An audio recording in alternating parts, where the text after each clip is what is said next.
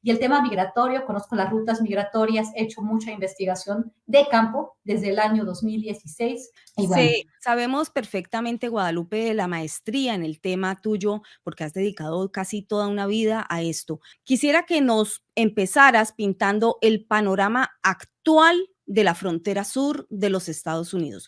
¿Cómo está esa frontera hoy? el tema de la crisis en Ucrania, de la guerra en Ucrania y de la potencial guerra en otros lugares de la región de Eurasia, pues está desplazando a muchas personas de esa región.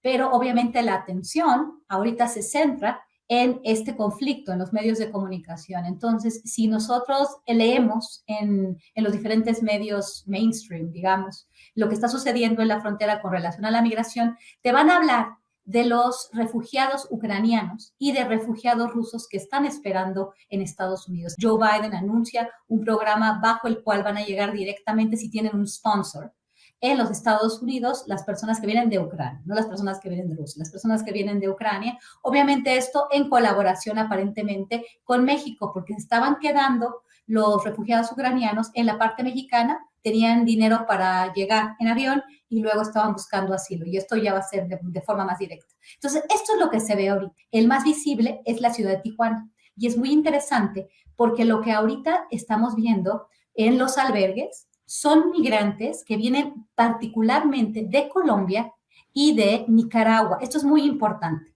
¿Dónde están entrando los migrantes que vienen de Centroamérica?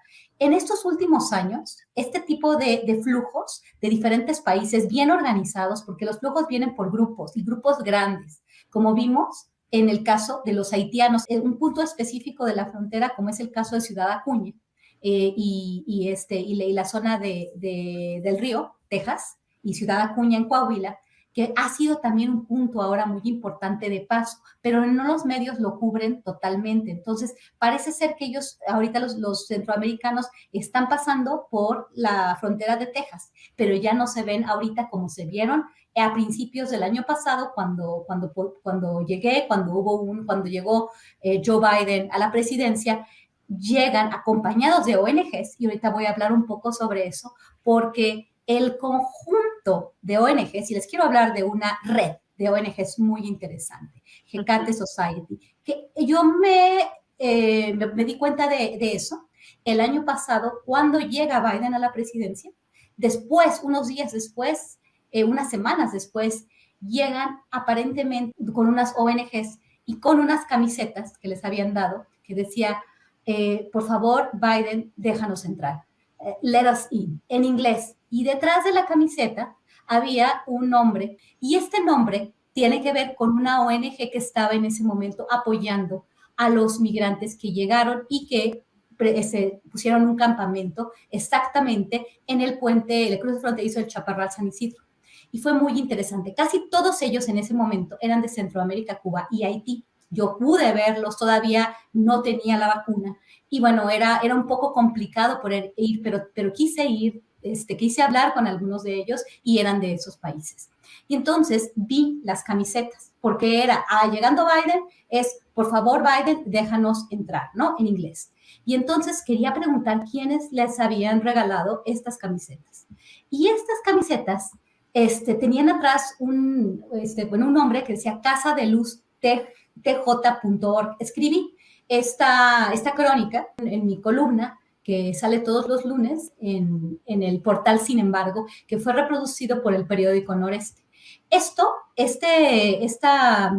columna se publicó el 25 de marzo del año pasado, y aquí doy todos los detalles, ¿no? Entonces, cuando veo que atrás dice esto, les pregunto a las personas que quién les había dado las camisetas, y en ese momento llega una persona de origen estadounidense con una camiseta que decía Equality, y había una bandera de representación de LGBT, y empezaron ellos a repartir cafés, empezaron a repartir comida, y yo vi que este señor sale de una camioneta Mercedes-Benz muy, muy elegante, y estaba como cuidado de algunos migrantes que bajan la comida, y entonces él se pone a repartirlo, ¿no? Fue muy, muy interesante porque yo llego y le pregunto que de dónde venía, y él me dijo, Casa de Luz, lo mismo que tenían las camisetas atrás. Y cuando le pregunto a los migrantes, ellos me lo señalan. Entonces, esas camisetas aparentemente fueron distribuidas por esa ONG, Casa de Luz. Estoy diciendo esto porque en estos momentos yo creo que, bueno, todo el apoyo a la comunidad migrante en Tijuana ha cambiado bastante. Y este tipo de ONGs que son un paraguas de ONGs que funcionan a la par, que están bien ubicadas, bien identificadas y que operan todas de la mano a lo largo de la frontera, siguen operando el día de hoy. Y entonces facilitan esta entrada y bueno, y el camino del sur hacia el norte también lo facilitan, tanto los coyotes, los traficantes de personas, como estas ONGs participando con apoyo, obviamente, de fundaciones y, bueno, también de la sociedad civil, que a veces no es muy claro cuál es el origen. Pero entonces este dinero se va repartiendo en las diferentes casas de migrantes. Es como un camino que facilita la entrada a los Estados Unidos de forma de ayuda, ¿no? Pero Así es, así es. Permíteme, voy haciendo unas acotaciones, Guadalupe, para que la gente entienda el nivel de expertise que tú tienes en esta zona. Muchos saben, y tú también lo sabes, que yo como periodista también he cubierto la zona de la frontera muchas veces y no es la única frontera que he tenido que cubrir como periodista. Es decir, eso le permite a uno también tener unos comparativos de los comportamientos de las diferentes fronteras.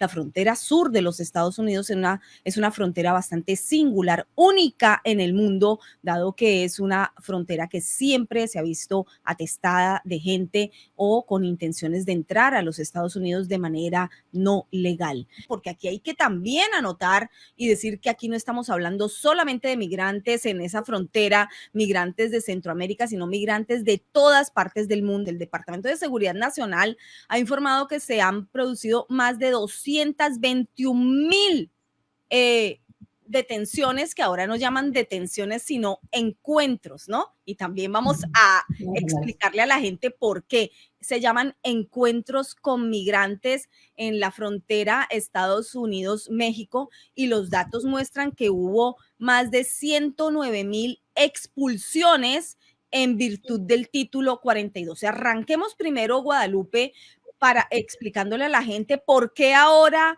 no son detenciones a los migrantes indocumentados que intentan entrar de manera ilegal a los Estados Unidos, sino que son encuentros con migrantes. Esta narrativa utilizada de forma falsa por los medios hegemónicos de comunicación, cambiando y tergiversando no solamente la terminología, sino también los hechos. ¿Qué son los encuentros con los migrantes, Guadalupe? Las agencias estadounidenses, y como estaba tratando de empezar a hablar de un supuesto cambio en el lenguaje utilizado a partir de que Biden llega a la presidencia de los Estados Unidos. Lo que quería decir es que estas ONGs ya vienen operando en una forma muy importante desde antes. Pero es interesante porque durante la era de Trump se utilizó una narrativa o un acercamiento a la cuestión migratoria que, bueno, yo como migrante, yo al principio pues puse el grito en el cielo, ¿no? Y yo estudiaba la migración de alguna forma, se utilizaba y se sobreutilizaron pues términos que de alguna forma también se utilizaron de forma el término migrante, illegal alien, es una persona que no es de ahí, pero es ilegal. Entonces, bueno, finalmente en el léxico, una persona no es ilegal, lo ilegal es la acción. Entonces, la acción, como tú bien dices, correcto. Exacto, como tú bien dices, pues estás diciendo, entró de forma ilegal. Entonces, eso creo que ya había quedado claro. Llega Biden a la presidencia y cambia completamente esta narrativa, ¿no? Entonces, ahora bueno, después de lo del título 42, que fue una política establecida durante la administración Trump debido a la pandemia, donde la gente ya no podía pedir asilo. Entonces, todas las personas que intentaran entrar, porque no podían ser procesados en los puntos como antes para pedir asilo, en los puntos formales, entonces iban a tratar de entrar por otros lados. Entonces, la patrulla fronteriza los encontraba porque ellos no podían pedir asilo. Entonces, estas personas se encontraban con la patrulla fronteriza. Entonces, lo que antes se llamaban aprehensiones, ahora se llaman encuentros debido al programa Quédate en México, los protocolos de protección migratoria, que es Migration Protection Protocol, y el título 42. Los protocolos de protección migratoria, también como las personas tenían que esperar en México y entonces si trataban de volver, como no podían hacerlo, tenían que esperarse en México, se encontraban con la patrulla fronteriza. Entonces cambia el lenguaje y cambia todo el lenguaje en las agencias de seguridad. Agencias que siempre fueron, pues de alguna forma reconocidas como que utilizaban este tipo de lenguaje como illegal aliens o que tenían esta aproximación con la migración, porque son agencias de restricción migratoria, es como de enforcement, ¿no? Para hacer que la política migratoria de los Estados Unidos se cumpla. Y entonces siempre hubo un segmento de la población muy en contra de todas estas políticas. Y entonces también cambia, inclusive, cómo las agencias estadounidenses se tenían que referir a la migración. Entonces, debido a que ahora había una gran cantidad de personas, también están los migrantes económicos, muchos de ellos también son económicos los que piden asilo, pero ellos tratan de meterse con un coyote y hay otros que a partir de 2014, ya había empezado desde antes, pero llegan a la frontera a pedir asilo.